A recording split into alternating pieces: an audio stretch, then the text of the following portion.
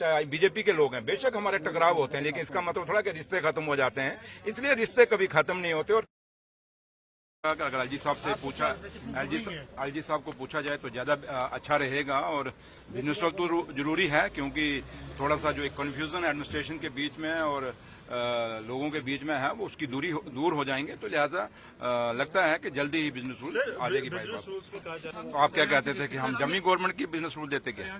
आप क्या चाहते थे? इसलिए जहां तक ताल्लुक है, बिजनेस रूल हमने अपने लिए नहीं रखा, ये लोगों के कामों के लिए।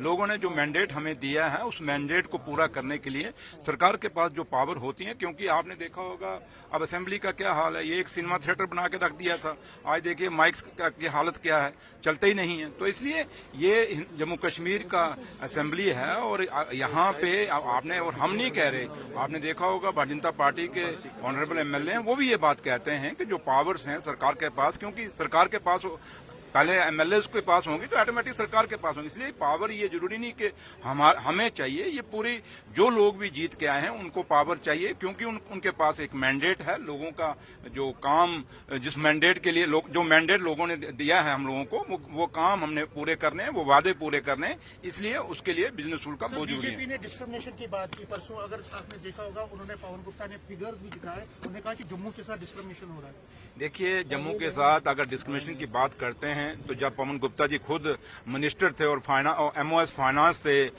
2015 में, तो उनको पूछिए कि आपके दौर की लिस्टें निकाल के देखें। लेकिन जहां तक नेशनल कॉन्फ्रेंस का ताल्लुक है, नेशनल कॉन्फ्रेंस के कायद और लीडर जनाब फारूक अब्दुल्ला साहब और जम्मू कश्मीर के मुख्यमंत्री उमर अब्दुल्ला साहब का हमेशा एक खित्ता तो हमसे अलग हो गया, लेकिन जम्मू और कश्मीर जो दो खित्ते हैं, इनको बराबर की हिस्से देना हमने हमेशा हमारी कोशिश रही और करते आए हैं। आज ये दरबार में वो देखें जो हमने किया, इन्होंने 10 साल में क्यों नहीं किया, ये तो हमें क्रेडिट जाता है ना। आज देखो होगा, आज अब लोग जब वापस जाना शुरू हुए, क्योंकि ईद है अब, तो जब वापस जाना शुरू हुए फिर आपकी सड़कें खाली होनी शुरू हो गई हैं। तो अगर ये लोग जो दरबार मूव हुआ, कश्मीर से इतनी दुनिया ना आती तो बिजनेस पे कितना फर्क पड़ता था। इसलिए ये सिर्फ प्रेस गैलरी को एड्रेस करने के लिए एक अच्छा शब्द है कि जम्मू के साथ डिस्क्रिमिनेशन है। बट अगर आप सही मायने में देखेंगे तो जम्मू के लोगों के साथ जब भी इंसाफ हुआ, हमेशा नेशनल कॉन्फ्रेंस के दौर में हुआ।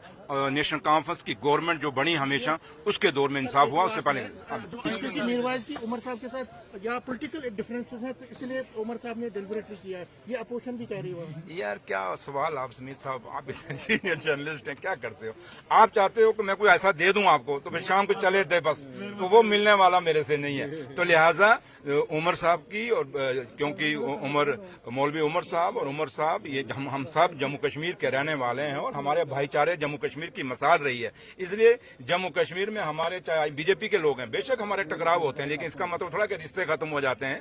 इसलिए रिश्ते कभी खत्म नहीं होते। और कोई आज तक इतिहास रहा है, जम्मू कश्मीर की कोई भी सरकार रहे हो, किसी भी टारगेट करके किसी को कभी उसके ऊपर कोई ऐसा काम नहीं किया जिससे उसको नुकसान हो।